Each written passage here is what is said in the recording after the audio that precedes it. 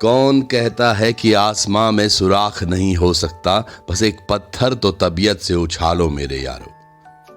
ये पंक्तियां हर जगह फिट नहीं होती, लेकिन आज सुबह जब हमारा क्रू गुप्तकाशी से रुद्रप्रयाग की तरफ जा रहा था तो एक स्कूल के सामने चहलकदमी सी दिखे छोटे छोटे से बच्चे अपने हाथों में कुछ तो लिए हुए थे, जो बाद में पता चला कि उनके स्कूल के प्रोजेक्ट हैं।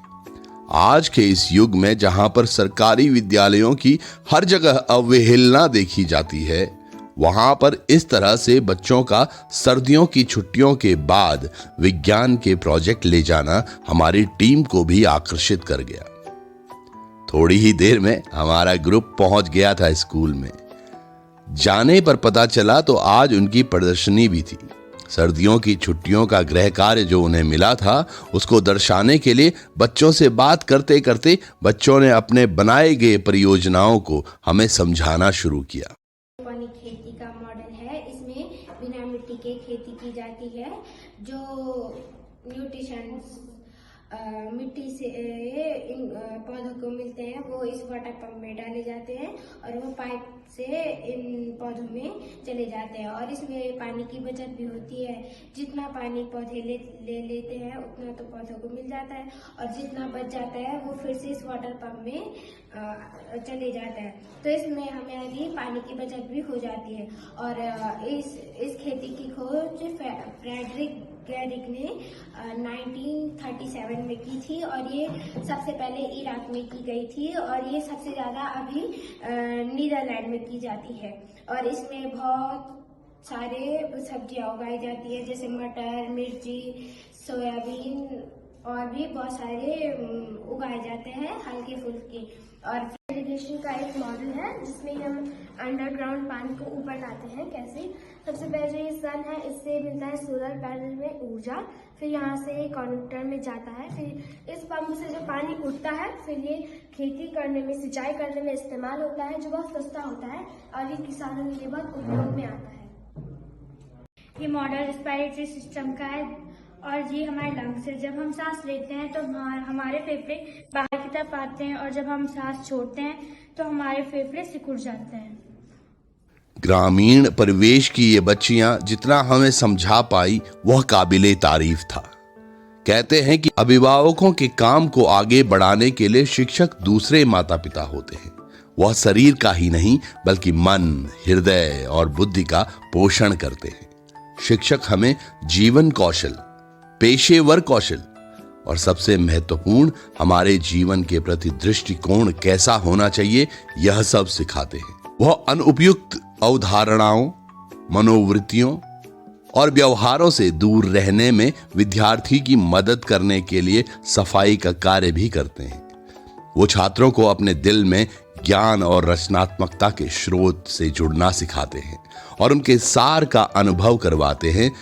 तो हमारी टीम को अब अनिवार्य हो गया था कि अब उन शिक्षकों से मिला जाए जो ये सब कर रहे हैं। बहुत सारी स्कूली गतिविधियां भी कराते हैं। यहाँ पे जो है हर गतिविधि में प्रत्येक बच्चे को हम आगे ले आना चाहते हैं। उनका जो उनमें जो है वो भय है या जो बच्चे अंतर्मुखी हैं उनको बहुमुखी बनाने के लिए हम विभिन्न प्रकार की गतिविधियां करते हैं। क्रिएटिविटी इनमें कराते हैं। आपका इको क्लब है, उसके अंतर्गत कार्य करवाते हैं। बागवानी हो गया, कंप्यूटर शिक्षण हो गया। ज्ञान को ना वो करते हुए हमने कुछ व्यवहारिक ज्ञान के ऊपर भी हमने फोकस किया। तो हमारी ये कोशिश रही कि बच्चों को हमने प्रोजेक्ट वर्क दिया था, चाहे एसएसटी हो चाहे सामाजिक, हर विषय में जो है हमने जो प्रोजेक्ट वर्क दिया था। तो आपके सामने है, हमारे बच्चे इसको करके लाए हैं और आज हमने अभिभावकों को भी बुलाया है, यहाँ पर गार्जियंस को भी, तो उनका भी यहाँ पर देखेंगे अपने बच्चों को कैसे कैसे उन्होंने बनाया है। तो बहुत अच्छे बच्चों ने बनाए, जैसे पारंपरिक गहने हैं सर और बीजों का भंडार इन्होंने बनाया है। साइंस में प्रोजेक्ट बनाया हुआ है, तो बहुत अच्छा क्रिएटिव जो है बच्चा के यहाँ पर कर रहा है। शिक्षकों से मिलने के बाद एक और सुखद अनुभूति भी हुई। एक शिक्षिका मिलने के बाद जो विगत कई वर्षों से यहाँ पढ़ा रही थी, जिनका नाम रचना असवाल रावत है। उनका योगदान वाकई सराहनीय है। दरअसल कोविड-19 के दौरान जब गांव में इंटरनेट अच्छा नहीं था, कई जगह तो मोबाइल के टावर भी नहीं थे, माता के पिता के पास अच्छे स्मार्टफोन नहीं थे, दूर दूर गांव बसे हुए थे जहां पर लाइट और मोबाइल की व्यवस्था ही नहीं थी। ऐसे में ये वो शिक्षिका थी जिन्होंने महीनों बच्चों के घरों पर जाकर पढ़ाना शुरू कर दिया। ये जो तस्वीरें आप देख रहे हैं, ये बड़े आग्रह के बाद हमने उनके फेसबुक से ली है, लेकिन कहते हैं प्रत्यक्ष को प्रमाण की आवश्यकता नहीं होती। जो आज हम देख रहे थे, यह यकीन ऐसे ही प्रयासों का एक स्पष्ट चित्र हमारे आंखों के सामने था, जो बच्चों ने अपने घरों से बनाकर लेकर आए थे। साथ में थे कुछ अभिभावक जिनसे हमने बात की, जाना कि क्या कुछ करती थी रचना स्वाल रावत।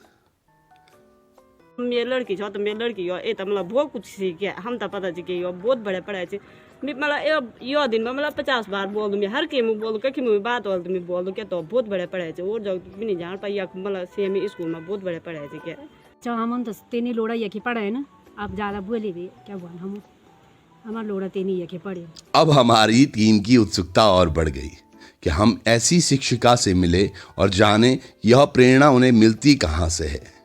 तो आप सब लोग भी सुनिएगा इस शिक्षिका के मन में क्या था। सर मेरा जो मेन उद्देश्य उस वक्त ये था, एक तो बच्चों के साथ इंटरेक्शन करना था क्योंकि मेरी नई पोस्टिंग भी थी यहाँ पे, मैं प्रमोशन पे नई आई थी यहाँ पे, और पेरेंट्स के साथ इंटरेक्शन करना था क्योंकि हमारे पेरेंट्स कभी भी पेरेंट्स ऐसे हैं जिनका एक माइंडसेट बना हुआ है कि गवर्नमेंट टीचर्स को कुछ नहीं आता है या वो वहाँ पर पढ़ाते ही नहीं हैं। तो जब मैं घर घर जाके मैंने पढ़ाया तो मतलब एक जो पेरेंट्स का एक जो बिलीव होता है एक टीचर्स के लिए कि हाँ इनको कुछ नहीं आता है, ये नहीं पढ़ाते, तो उनके सामने मैंने बच्चों को उनके सामने ही पढ़ाया है और उससे मुझे एक पॉजिटिव बात ये निकली कि उसके बाद वाकई में पेरेंट्स काफ़ी खुश थे इस चीज़ से। मैं साइंस मैथ्स और इंग्लिश पढ़ाती थी वहाँ पे, और इस हमारा जो विद्यालय यहाँ पे 2 गांव के बच्चे आते हैं हमारे पास, भैसारी स्कूल से भैसारी के बच्चे और सेमी गांव के बच्चे। तो मैं हफ्ते में 3 दिन भैसारी गांव में पढ़ाती थी और 3 दिन सेमी गांव में पढ़ाती, और कई बार तो मैं पैदल भी आई हूँ। फिर मैंने मतलब कंटिन्यूस तीनों फेज़ में ही कोरोना काल के तीनों फेज़ में बच्चों को पढ़ाया है, ताकि जो बच्चों की डिफ़िकल्टीज़ हैं या कई बार बच्चों को ये प्रॉब्लम होती थी कि अब नेट पैक नहीं है या अब सभी हमारे बच्चे जो हैं मध्यम वर्गीय वाले से हैं, तो कई बार पेरेंट्स के पास फ़ोन नहीं होता था, कई बार उनका नेट पैक नहीं होता था, कई बार उनके पेरेंट्स घर से बाहर होते थे तो उन्हें होमवर्क करने में बहुत डिफ़िकल्टीज़ आती थी। तो जब मैं घर घर जाके पढ़ाती थी तो उस प्रॉब्लम से उनको थोड़ा सा राहत तो हो गई थी क्योंकि मैं प्रॉपर चेक भी करती थी और उनकी डिफ़िकल्टीज़ दूर भी करती थी। और मेरा मतलब जो मेन मोटिव यही था कि गवर्नमेंट स्कूल के जो हम लोगों की जो छात्र संख्या घट रही है उसके लिए कम से कम जितना हमसे हो सकता हम उतना प्रयास कर रहे हैं कि ताकि हमारे जो स्कूलें हैं वो बच पाएँ, और जो पेरेंट्स हैं उनको एक पॉजिटिव हमारा एक संदेश मैसेज पास हो कि नहीं ऐसा नहीं है कि स्कूलें प्राइवेट हो या गवर्नमेंट हो, स्कूल में अगर कहीं कोई कमी नहीं होती है। तो हम ये चाह रहे हैं कि जो हमारे गवर्नमेंट स्कूल के प्रति जो लोगों ने अपना विश्वास खो दिया है वो फिर से जाग जाए उनके भीतर, और हमारे बच्चे हर एक गतिविधि में होते हैं, जिला स्तर तक भी जाते हैं, इस तरह से। अब इस विद्यालय को और ऐसे शिक्षकों को देखकर लगता है कि यकीनन आज भी उत्तराखंड के शिक्षकों के अंदर वही पुरानी ललक है शिक्षा देने की। पर आज समाज को भी सोचना होगा कि हम ऐसे शिक्षकों के बदले अपने बच्चों का भविष्य कहीं प्राइवेट स्कूलों की तरफ देख रहे हैं। और हमारा मानना भी है कि ऐसे शिक्षकों को जब अच्छा सम्मान भी मिले तो उनके कृत्यों के लिए यकीनन वो अपनी गुणवत्ता में 4 चांद लगाने में आगे से कोई कमी नहीं रखेंगे। हम बड़े धन्य हैं कि ऐसी शिक्षिका भी हमारे सरकारी विद्यालयों में है जो निस्वार्थ भाव से बच्चों के बीच रहकर अपने समय को बच्चों के भविष्य को उजागर करने में व्यतीत कर रही हैं। आशा करते हैं ये वीडियो आपको पसंद आया होगा। हम चाहते हैं कि ये ऊर्जा तमाम प्रदेश में फैले, इसमें आप भी सहभागिता करें।